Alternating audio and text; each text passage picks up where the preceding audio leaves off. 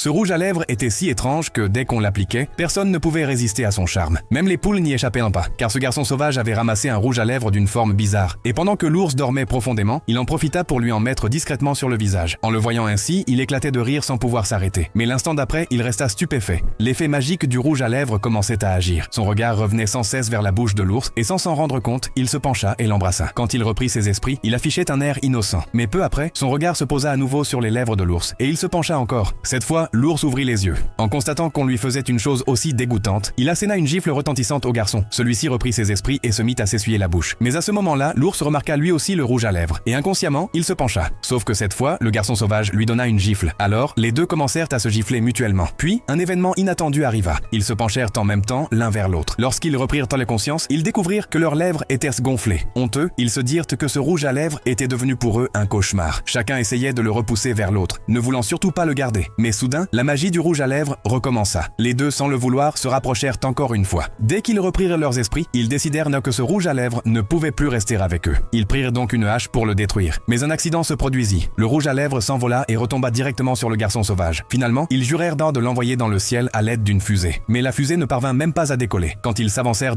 pour vérifier, elle explosa avec fracas, les projetant à 200 mètres de là.